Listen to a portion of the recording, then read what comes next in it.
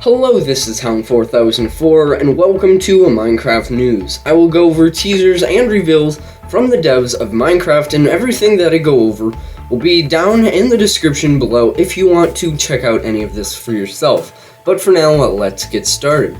We're starting with something from King B Dogs, saying, Bedrock Tech players, I have a question. I recently stumbled upon a bug where withers and evokers drop XP even without players killing them, similar to Piglin XP farms. So the idea of the Skulk, of course, is to not have bugs like that. You know, the Skulk traps XP as mobs die next to it, and then when you break the Skulk, you can get some of that XP back. And there's farm designs out there already with some of the sneak peeks we've gotten of the Skulk, and so here King B Dogs is basically asking, and mainly saying that he thinks that bug should go bye-bye, and he's kind of asking what you, the Bedrock players, think about it. So next up we have another thing from King B Dogs. He said, I've been working on both platforms since very early on joining Mojang, and I was one of the first people to work on both platforms at the same time. Been challenging, but also really helps with keeping parity. So if you thought that King B Dogs only worked on Java or Bedrock, he does both, so that's just kind of something to show. Next up is something kind of random but yet funny from Corey, saying, some days you work on complicated algorithms to solve complex issues. Other days you convince snow golems to throw snowballs at strays to trigger Warden to see if they get angry. Life at Mojang. So the next thing I want to talk about is the snapshot for Java Edition 22W03A had released last week. This is the first snapshot of not quite 1.19 yet, but it's the first snapshot of 1.18.2. And I want to state that Minecraft 1.19 won't start for a little while yet. This is a nice little update to fix bugs and just do some minor little things before the 1.19 starts.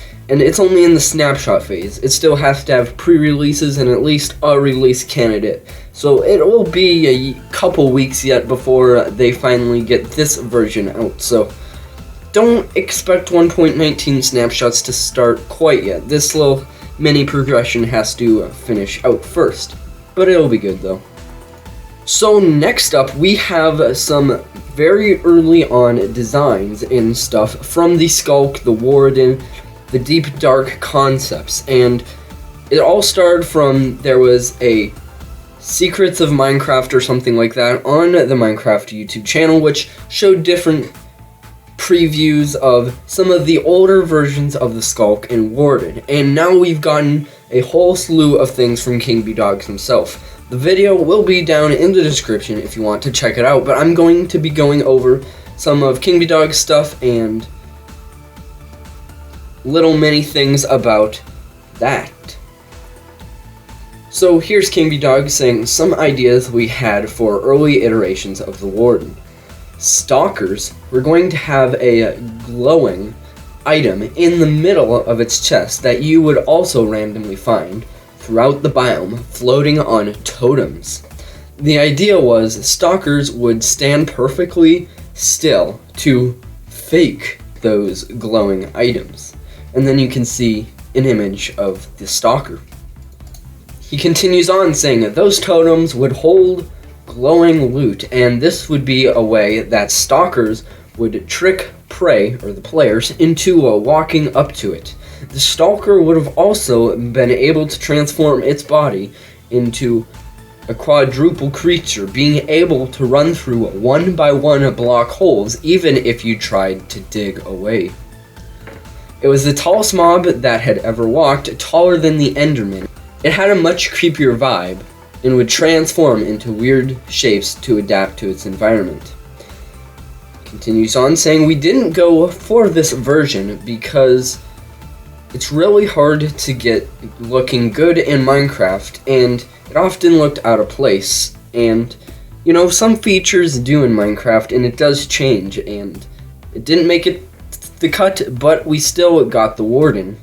Something that he states, though, is the only idea I still really like is it faking glowing items that you'd find throughout the biome. That didn't make it in the end because there's already a lot going on with the Warden's design, and it felt better to focus on its lack of vision more deeply. But since this is still an idea that one of the devs really like, who knows, we might be able to see something like it in the future. So then King B Dogs is showing some old version of Skulk, and he says, when we went with the trypophobia route for the Warden, this is what Skulk was going to look like at one point. Keep in mind, these were textures I made myself, so the art team hadn't touched these yet. And of course, this is not at all going to be what we get. The current day Skulk is going to be the Skulk that we have.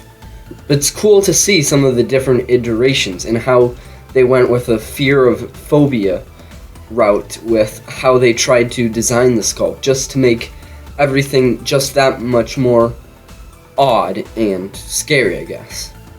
Then here is another version of which the Skulk would have looked like with the Stalker, which I talked about earlier, and a slightly more up-close image. Then King B Dogs is showing the Stalker, in which I mentioned earlier, and this is it actually in the game iteration, not just a rendition of it. And he says, here's a Stalker at one point, testing out and transforming into its forms that could squeeze into smaller tunnels. Continues, it's really interesting looking back at iterations like this and seeing where the Warden actually ended up. Very proud of the work we did as a team. And then kind of to sum it all up with features in overall, King B Dog said, for those who've been curious why some features in vanilla Minecraft seem to take some time, I hope the recent behind the scenes content concerning the Warden's development helps gives context. Point in case, there are even more Warden iterations and concepts we haven't even shown. Continues on saying, working on vanilla often feels like trying to replicate the magic of Minecraft all over again. Trying to get to that level of polish and fine-tuning is the challenge, and it requires many iterations.